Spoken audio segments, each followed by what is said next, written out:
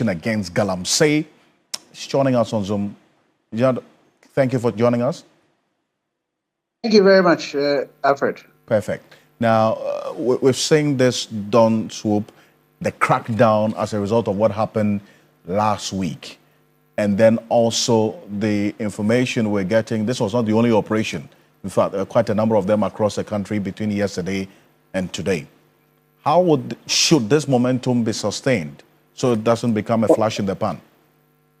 Well, thank you very much. I saw the press release from the military talking about the fact that there was going to be a joint team going into some of these places to arrest those who were involved in it. And for me, I think that that is what we expected.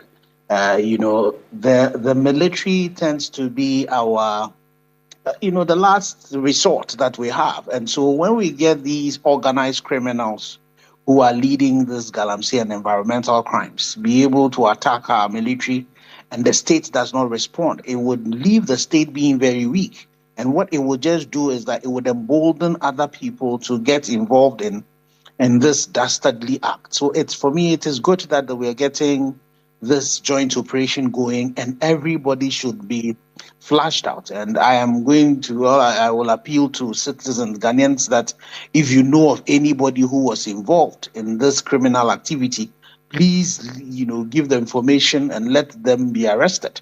And it's important that once these arrests are made, we see what the next thing is beyond it. And so I am happy that this particular operation is happening.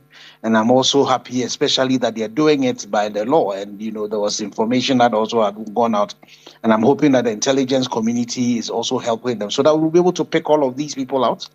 And we need to make, everybody know what has happened to them so that no community again would dare think that they could get involved in these things and get away with it. I see. Now, one of the major issues with the NAIMOS is the lack of the logistics required and then also the resources needed. The budget is going to be read tomorrow. What do you expect? Well, again, so that's one of the things that some of us have been, who have been following up since we had that meeting with His Excellency the President, has been the resources that are required by those we have put in place to be able to fight this. And there's some minimum, resources that are required in terms of vehicles, in terms of accoutrement, for these men and women to be able to do this. So we are hoping that with this catastrophe that is staring us in the face, the NAIMOS team would be properly resourced.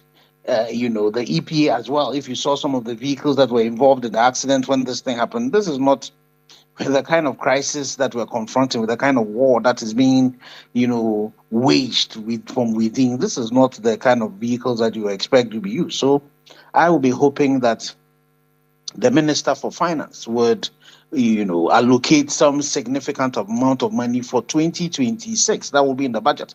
But even in the interim, for November and December, it is important because you notice that the plans that the NAIMOS commander gave when we met at the Jubilee House with His Excellency the President was to set permanent bases in some of these places.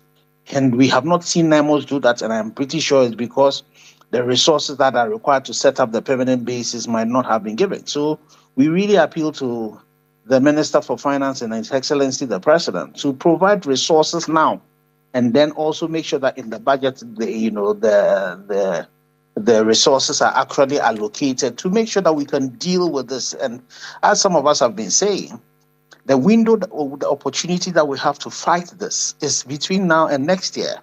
Afterwards, when the NDC starts clamoring to replace His Excellency the President, as we have seen before in the past, if you're not careful, all of this, will grind to a halt. So this is the window we have to be able to fight this, and we should fight it decisively.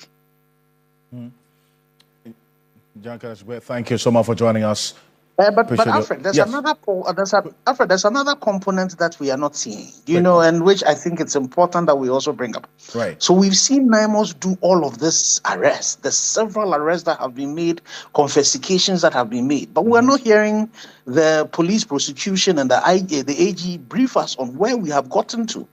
What has happened to all of these people that have been arrested? Recently, we've seen there's a kingpin that has been arrested as well. What is happening to them? Has the person been taken to court? So it is important that the police, prosecutors, and the Attorney General give the country, give us updates in terms of what has happened to these people who have been arrested. Even the contact mining issues, we don't know what is happening to it. We're concerned.